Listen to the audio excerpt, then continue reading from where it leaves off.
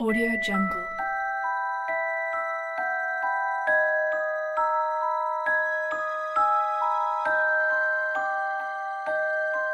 Audio Jungle.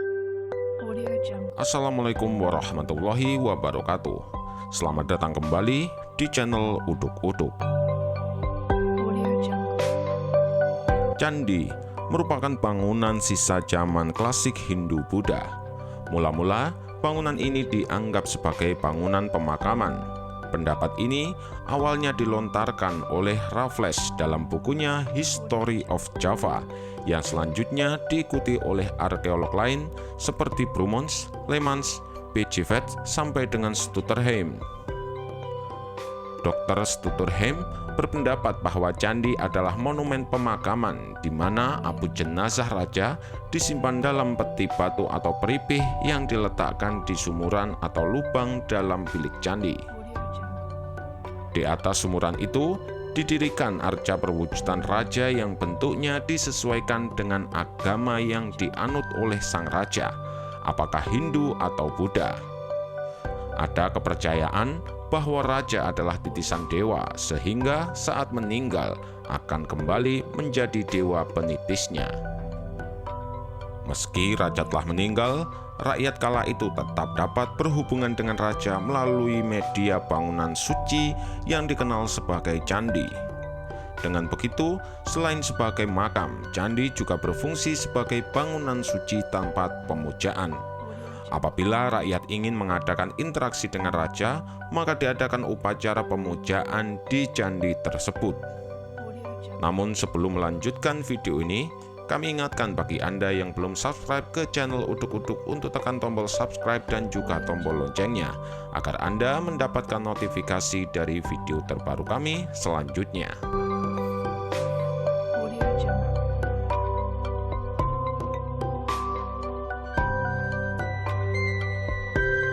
Pendapat candi sebagai makam raja kemudian ditentang oleh Profesor Sukmono.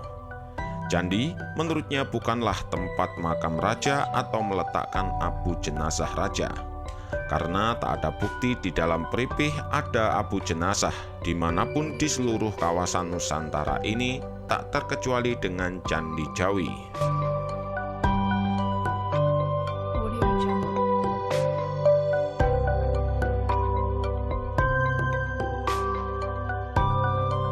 Kebiasaan agama Hindu seperti yang sampai saat ini berkembang di Pulau Bali, bila seorang raja wafat, maka mayatnya dibakar dan abunya dihanyutkan ke laut atau sungai.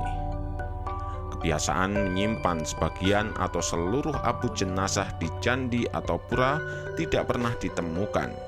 Jadi dapat disimpulkan, Candi Jawi bukanlah makam Kertanegara, melainkan tempat pendarmaan Raja Kertanegara dari Singosari. Candi Jawi dalam kitab Negara Kertagama disebut Jawa-Jawa atau Jajawa, termasuk candi dengan langgam Jawa Timur. Boleh dibilang contoh terbaik candi khas Jawa Timur. Arsitekturnya mempunyai ciri khas dengan bentuk bangunan terdiri dari kaki candi, tubuh candi, serta atap candi. Kaki candi bertingkat dua dengan selasar berundak di depan candi. Bentuk bangunannya tinggi, ramping dengan susunan atap meruncing ke atas. Candi ini dibangun dengan pintu masuk di sebelah timur. Ini sangatlah berbeda dengan lazimnya candi di Jawa Timur yang menghadap ke barat. Pembangunnya sudah merancang bahwa di belakang candi adalah pemandangan dari Gunung Penanggungan atau Pawitra. Dengan panjang 14,2 meter persegi dan tingginya 24,5 meter, candi ini berdiri di atas batur atau tanah yang ditinggikan yang dikelilingi pagar yang luas. Candi ini berdenah bujur sangkar dengan penampil di keempat sisinya. Kaki candi terbuat dari batu andesit yang dindingnya dipahat relief tipis yang menggambarkan suatu rangkaian cerita.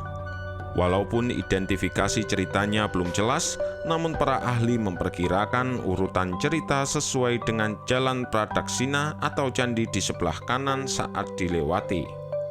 Salah satu pahatan relief Candi Jawi yang sangat menarik perhatian adalah di dinding bawah sisi utara yang menggambarkan seluruh komplek bangunan yang disebut dengan bird eye view, yang menggambarkan keberadaan kompleks bangunan Candi Jawi itu sendiri.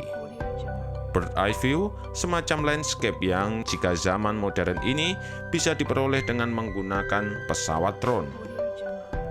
Di relief ini tergambarkan adanya pahatan Candi Jawi dengan candi perwaranya. Termasuk kolam juga tergambar dengan jelas.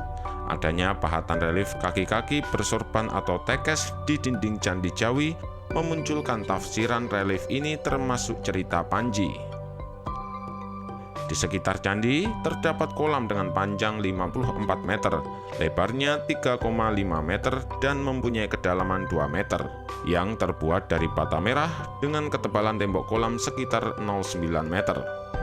Pada musim tertentu, bunga teratai yang sering dipahatkan sebagai alas arca zaman Singosari Mojopahit tumbuh subur bermekaran di atas kolam sehingga menyuguhkan suasana yang indah.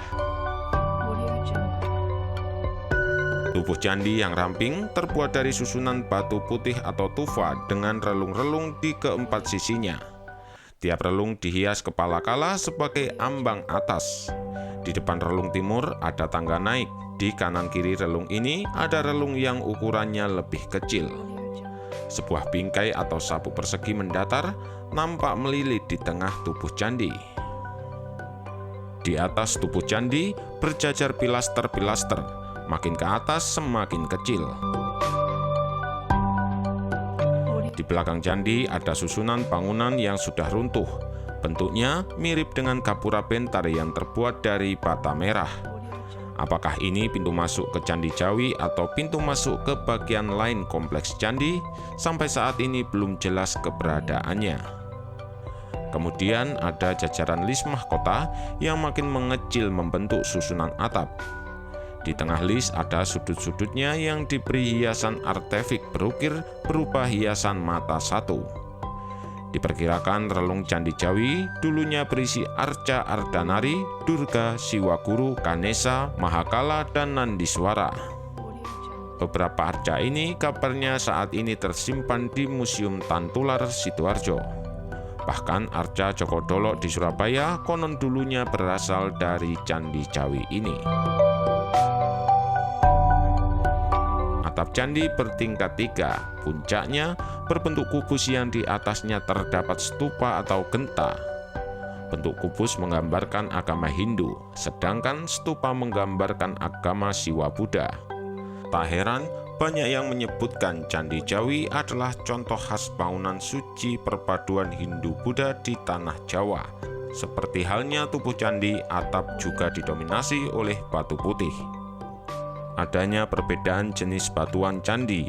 Oleh para ahli diperkirakan Candi Jawi dibuat pada masa yang berbeda atau pernah dipugar waktu sebelumnya. Dalam Negara Kertagama Pupuh 57 pada tahun Saka 1253 atau 1331 Masehi menjelaskan bahwa Candi Jawi disambar oleh petir sehingga atapnya runtuh. Sedangkan batu putih yang ditemukan saat penelitian berangkat tahun 1254 Saka atau 1332 Masehi. Artinya setelah disambar petir, candi ini dipugar setahun kemudian. Dalam Negara Kertagama juga disebutkan bahwa Prabu Hayam Wuruk sepulang dari Lumajang dan Malang dengan rombongan besarnya mampir ke Candi Jawi, seperti yang dituliskan Prapanca. Agaknya keberadaan Candi Jawi sangat berkesan bagi sang Prabu. Di era modern, pemugaran Candi Jawi dilakukan sekitar tahun 1938 sampai 1940. Sedangkan bentuk candi yang saat ini begitu eksotis dan mempesona adalah hasil dari pemugaran tahun 1983. Itulah sedikit sejarah tentang Candi Jawi. Kita sebagai generasi modern tentunya layak untuk mengenal dan melestarikan budaya dari warisan para leluhur kita. Bagi kalian yang menyukai video ini, jangan lupa untuk like dan juga share ke media sosial Anda. Terima kasih sudah menonton channel Uduk Uduk. Wassalam.